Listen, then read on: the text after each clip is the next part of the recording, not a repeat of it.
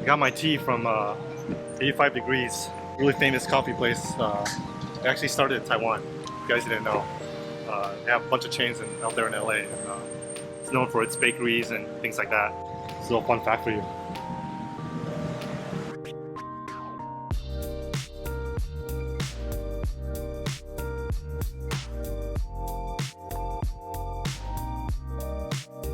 So I'm back at CTP, this time not in Taipei, but in Taichung, Central Taiwan. Just some quick info about CTP. They actually have 7 branches out here all over Taiwan, with Taipei and Taichung being their 2 main ones. CTP is currently the only poker club running in Central Taiwan that is fully legal. So if you're in this part of Taiwan and looking for some action, that's the place to go, where you can feel totally safe and get your tournament fixed. So I decided to make the trip down here as they were holding their CTP Taichung 2.0 first anniversary tournament. And at the same time get a little bit of a change in scenery away from Taipei for about a week. By the way, the trip from Taipei to Taichung is super quick. It only takes about an hour by their high-speed rail, which can go as fast as 180 miles per hour. Super convenient for residents to travel back and forth. But back to the tournament. So over about 100 people joined this event, and the place was pretty packed already when I arrived. It was cool to see all their local players coming in battling it out. Plus it was nice to get a seat next to my new British friend Alan, which is always fun and definitely made the table much more lively. Hi. Oh no! 好不舒服。多少？怎么办？加牌。Just no overcard. Just no overcard, and I think I will fall. Would you fold that? He didn't have an overpair. He didn't have a pair, right? You guys will see a lot more of Alan in the future, don't worry. He loves poker and he loves Taiwan. So I just want to say that the amount of major hands that I won was ridiculous. I pulled all the typical tournament tricks there was in the book. I probably won almost every single one of my all-ins, meaning when I was all-in and ahead, I stayed ahead. And of course, outdrew people when I was behind. So about a few hours in, a pretty interesting hand happened. I picked up ace-jack and opened in early position. The button calls and the flop comes ace-a6 rainbow. I make a standard bet and he quickly raises me. At this point, I had no info about the guy at all. I had never seen or played with him before, or seen him turn over any hands, you know. But of course, I got a call. The turn comes a king, and he moves in for his whole stack. So we're about even in chips, and as I'm thinking, someone on the table calls the clock on me. I will admit, I did take a bit of time since I'm absolutely terrible at the math part in tournaments and can be a bit slow in trying to calculate the number of big blinds, especially when the blinds get really high. But anybody that has played with me will tell you that I rarely take long to make any decision on the table. And I'm probably never folding here, but I just wanted to at least calculate how many big blinds I was calling off in case he somehow had one of the few hands that beat me. Also, if I was wrong, it'd be for my tournament. And quite frankly, it was a bit annoying to have someone call the clock on me at that stage in the tournament when it was for an all-in pot. I believe that unless someone is routinely taking too long on decisions every orbit or is intentionally stalling, the clock should not be called on a player when it's for their tournament decision. I was surprised to see him turn over a7 ops over here, given the positions and action, and I'm sure he was equally surprised to see my hand. I guess as poker players, we don't all think about hands the same way. And at that point in time in the tournament, I had zero history or info on anyone, as opposed to these players who probably have built up history against each other from playing in the same events all the time. I just didn't have that dynamic against that player for him to be playing like that against me with that particular type of hand, if that makes any sense. Either way, I guess I was gonna feel pretty foolish no matter what decision I made there, so.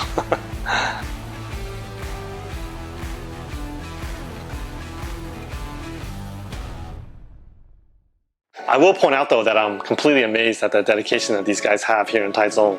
You know, I see so many players busting out of this event, then just immediately registering for another event and starting all over, with no breaks. That's the good thing about CTP in Taiwan, is that they have so many daily events that you can just jump right back into the action as soon as you bust out. So when we got to the bubble, it seemed like it was lasting forever. You know, I mean, I guess like most tournaments, it always does drag out, but you know, and the best way I can put it was that in this particular tournament, it was agonizingly enjoyable. Every time a short stack was about to bust, he doubled up. You know, it was funny to see the entire table so disappointed when the short stack, you know, got the double up on the bubble. I think what added to the energy during the bubble and the tournament overall was all the people standing around and just watching. You know, like yes, we're playing for a lot less money than what I'm typically you know, used to playing for in a cash game, but it didn't even matter. That same excitement and tension that you can feel is created by the spirit of the competition that day, you know, and everyone still in the tournament, you know, badly wanted to win, which made it that much more fun to be competing in it, you know. Luckily for most of the tournament, I was way above average in chips and, you know, didn't really have to worry about being card dead. You know, the worst is when you're short and just waiting on anything solid enough to push for your last few big blinds, but you just keep picking up rags, and you know, that queen high starts to look real good, you know, to start shoving with. So another hand that stood out to me, you know, was taking down a massive pot with jacks in a three-way all-in pre-flop. So two guys moved all in front of me, and I had to call off about half my stack, and I had them both covered. So the first guy that moved in had queen jack, and the other guy had ace king. I ended up holding. This allowed me to advance to the final table, and hey, it felt pretty good. So yeah, it was a long day of play and felt great when I finally made it to the final table. They brought out the cool trophy and people crowded around, and you know, it's time to try to get lucky again. Unfortunately, started to lose steam at the final table and just got blinded down with no playable situations, just orbit after orbit. I don't think I played a single hand until I got blinded down to about 12 big blinds, and I got it all in with fours against ace-5, winning a small pot. A funky hand did happen where I lost a big pot that left me super short. So it folded around to me in the small blind with ace-king, and I decided to just call. The big blind checks back, and the flop comes king-king-7 with 2 hearts. I check and he checks. The turn comes a 4, now putting 3 hearts. And I check again, and he decides to check again too. And the river comes a black deuce, and I check a third time, and he decides to make a big overbet. You know, obviously I call and see that he still played a flush on the turn with jack-9 of hearts. It's always funny when it's a heads-up pot and both players decide to slow play, thinking the other player has nothing to call with. Little did we know that, you know, I likely would have just lost the tournament right there if I had just raised pre-flop. There was definitely no shortage of a few crazy, typical cooler hands for TV at that final table, creating a couple more bust outs.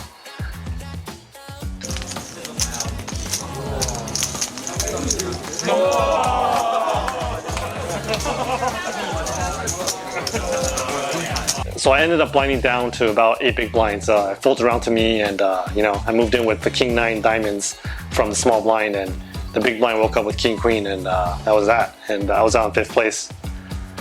You absolutely have to run hot throughout the entire tournament to win it, and you know, this one was no different. I was really lucky to win most of my major confrontations throughout the day, which got me to the final table. But you know, you absolutely need to have that extra luck to continue to the end to be able to secure that victory. And unfortunately, like all tournaments, you know, at the final table, almost all the pots became all in or fold very quickly. So just very little post-flop play. And obviously, you know, it's no fun for a cash game player, since when you take away their ability to play post-flop, you know, pretty much you're taking away their single biggest edge against you. The good thing was planning on playing some more poker out there in Taichung, and so the story does not end there. In fact, the trip gets a little bit more interesting, but we're gonna have to talk more about that next time.